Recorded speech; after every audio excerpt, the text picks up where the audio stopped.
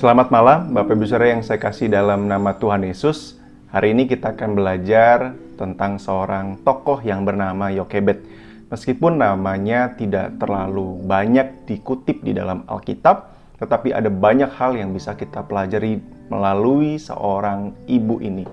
Nah, Bapak Ibu Saudara, siapa Yokebed? Di dalam Keluaran di pasal yang ke-6 ayat 19 berkata, "Dan Amran mengambil Yokebed, saudara ayahnya, menjadi istrinya.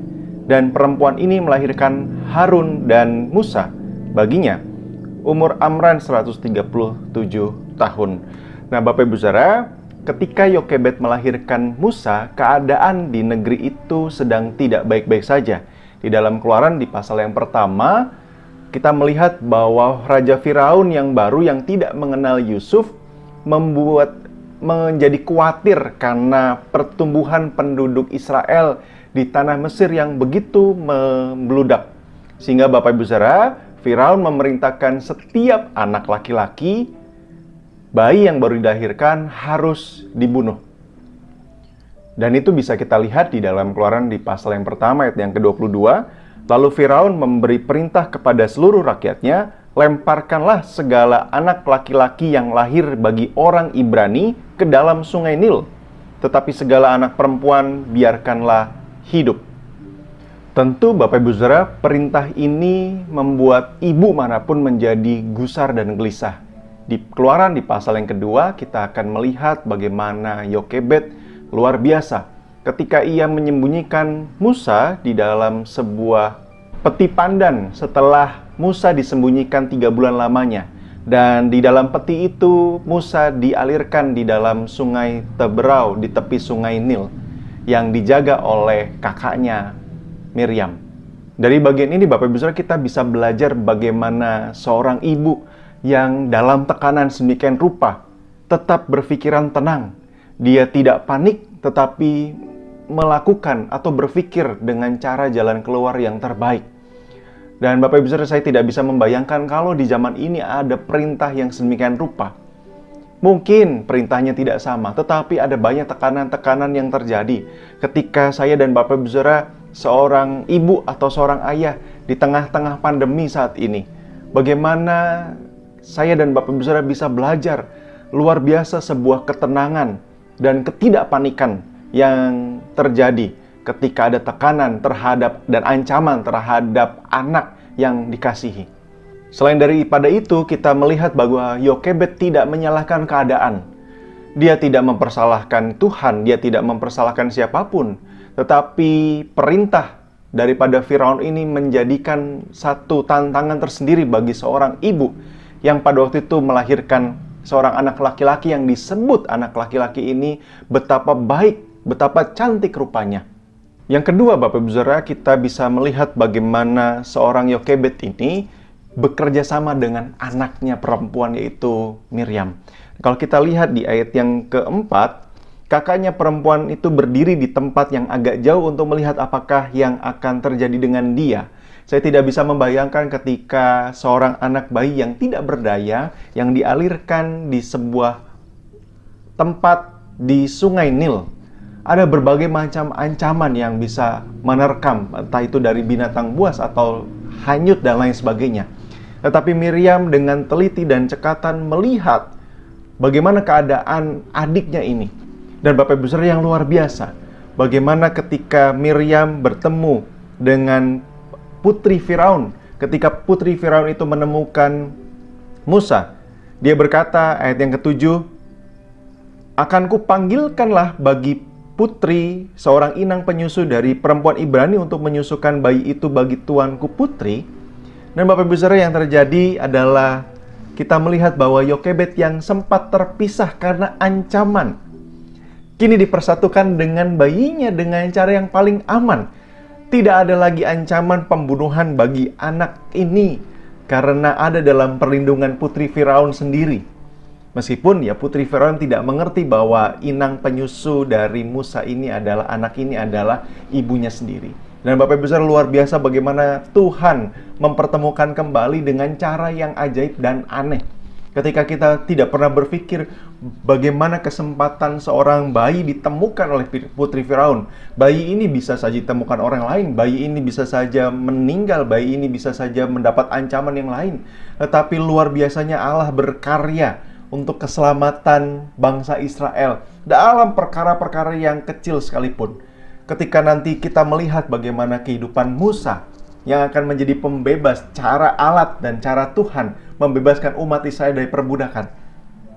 Dan Bapak Ibu Saudara, keselamatan itu sudah dirancangkan Tuhan sedemikian rupa jauh sebelum orang-orang Israel menyadari bahwa mereka nanti akan diselamatkan oleh Allah melalui perantaraan bayi yang terancam dibunuh pada waktu itu. Koordinasi dan teamworking di dalam keluarga sangat penting. Di dalam keselamatan yang Tuhan nyatakan dan berikan kepada setiap anggota keluarga untuk bersaling bekerja sama dalam sebuah gereja, kita ada dalam bahtera yang sama untuk menyatakan berita keselamatan dan membawa keselamatan itu kepada dunia. Dan saya dan Bapak Ibu Saudara, dari cerita sederhana ini, sebuah kerjasama antara ibu dan anak yang luar biasa. Hari ini Bapak Ibu Saudara, di tengah-tengah ancaman pandemi, kerjasama apa yang sudah dan akan kita lakukan bersama dengan anak-anak kita, bersama dengan keluarga besar kita, bersama dengan gereja kita. Yang ketiga, Yokebed lebih aktif daripada suaminya Amran. Kalau kita kemarin melihat dan belajar seorang ayah yang efektif dan aktif serta bertanggung jawab dalam keluarga, dalam dugaan saya, karena di dalam cerita ini tidak ada peran Amran yang begitu dilihat dan disorot, dugaan saya Bapak Ibu Saudara bahwa Amran kurang aktif daripada Yokebed. Dan kita melihat di sepanjang di pasal yang kedua ayat 1 sampai dengan ke-10, kita bisa melihat bagaimana semua peran yang ada adalah peran seorang Yokebed, seorang istri dan ibu daripada Musa ini. Nah Bapak Ibu Saudara, meskipun saya percaya bahwa dengan seizin suaminya juga, Musa, bayi ini yang nanti akan dinamakan oleh putri Firaun sebagai Musa, yang artinya menarik dari luar air, diizinkan oleh suaminya atau ayah dari bayi ini untuk melepaskannya. Tetapi Bapak Ibu Saudara, kita melihat bagaimana Alkitab pasti mencatat jika Amran berbuat sesuatu, tetapi tidak terjadi. Namun kita melihat bahwa kisah Yokebed, Bapak Ibu Saudara, tidak ada keluhan terhadap suaminya. Yokebed dengan aktif dan luar biasa berpikir. Bapak Ibu Saudara, bisa jadi memang Amran adalah seorang laki-laki yang kurang kuat dalam karakternya. Tetapi kalau kita melihat Bapak Ibu Saudara dan bisa belajar dari pengalaman Yokebed serta suaminya dan anak-anaknya, kita melihat bahwa Yokebed tidak mengeluh tentang peran suaminya yang entah kemana. Tidak mengeluh tentang bagaimana seharusnya dia berpikir harusnya seorang laki-laki yang bertanggung jawab untuk memelihara anak ini di tengah-tengah ancaman sekalipun, tetapi itu tidak dilakukan. Nah, Bapak Ibu Saudara, setidaknya ada beberapa tips bagi seorang istri yang mungkin saja peran suaminya sedikit terbalik di dalam kehidupan rumah tangga. Tidak ada yang salah dengan itu. Bisa jadi kalau kita melihat kemarin ada berbagai faktor kenapa istri lebih berperan di dalam rumah tangga ketimbang suaminya. Tetapi hari ini Bapak Ibu Saudara, inilah sebabnya seorang istri harus saling melengkapi bersama dengan suaminya. Tidak ada suami yang sempurna, begitu juga tidak ada istri yang sempurna. Di dalam rumah tangga lah kita saling melengkapi satu dengan yang lain. Yang pertama Bapak Ibu Saudara, tipsnya bagi seorang istri supaya suaminya bisa berperan di dalam rumah tangga adalah berdoa, meminta roh yang lemah lembut dan tentram. Hati-hati Bapak Ibu Saudara ketika kita dalam keadaan panik. Jangan terlalu emosional dan menyalahkan keadaan. Tetapi berdoalah para ibu, para istri untuk meminta roh yang lemah lembut di dalam kuasa Roh Kudus. Yang kedua, kenali kelebihan dan kelemahan kepribadian masing-masing juga di dalam kehidupan suami. Mungkin suami terlalu lemah di dalam perannya untuk bertanggung jawab atau mengambil inisiatif untuk melakukan sesuatu. Kenali itu. Kalau memang itu yang terjadi, kenali juga peran sebagai seorang istri yang baik. Yang ketiga, pelajari seni berkomunikasi dengan suami. Dan ini yang perlu dikembangkan, dipertumbuhkan. Dan keempat, banyak membaca sehingga kita bisa memberi pilihan-pilihan atau alternatif untuk suatu persoalan atau pergumulan yang sedang dihadapi. Saya percaya Bapak Ibu Saudara, setiap orang Kristen seharusnya ambil bagian. Apapun bisa dibaca. Banyak buku-buku Kristen yang bermanfaat dan berguna serta bertumbuh. Ada seorang yang berkata bahwa kalau kita bukan pembaca buku yang aktif dan baik, kita tidak mungkin menjadi pembaca Alkitab yang aktif dan baik. Yang terakhir Bapak Ibu Saudara, dorong suami untuk mengambil atau laki-laki untuk mengambil keputusan akhir. Bapak Ibu Saudara bisa membuatnya seolah-olah bahwa suamilah yang mengambil keputusan, tetapi itu inisiatif dan dorongan dari seorang istri yang mendorong suaminya. Ayo Pak, apapun keputusan yang kamu buat, aku akan ikuti. Dan ketika itu terjadi Bapak Ibu Saudara, saya percaya yakin bahwa seorang suami yang didukung dan dimengerti oleh istrinya pasti akan belajar juga untuk mengambil keputusan-keputusan dalam hidup rumah tangga. Amin, kita berdoa. Bapak Surgawi, kami mengucap syukur di malam hari ini. Kami belajar dari seorang ibu yang sederhana, Yokebed, yang sungguh-sungguh memperhatikan bagaimana keadaan keluarganya. Tidak mempersalahkan keadaan, tidak mempersalahkan situasi, tidak mempersalahkan Tuhan, tidak mempersalahkan suaminya atas tantangan yang terjadi. Tetapi dengan inisiatif dan peran serta kreativitas yang ada, boleh menolong suami dan anak-anak untuk melihat bagaimana karya besar yang Tuhan canangkan kepada kehidupan keluarga mereka ini boleh terwujud dan terjadi.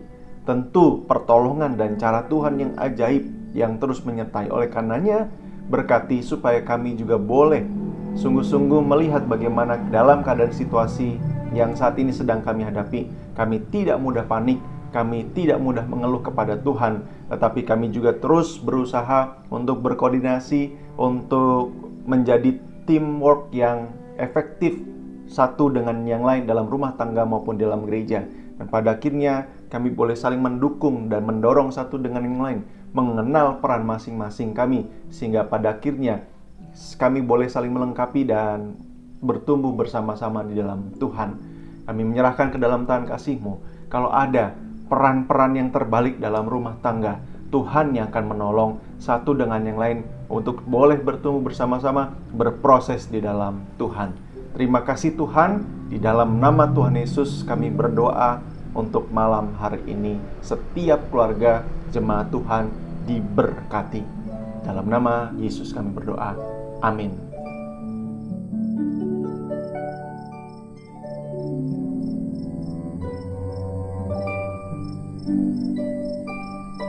Thank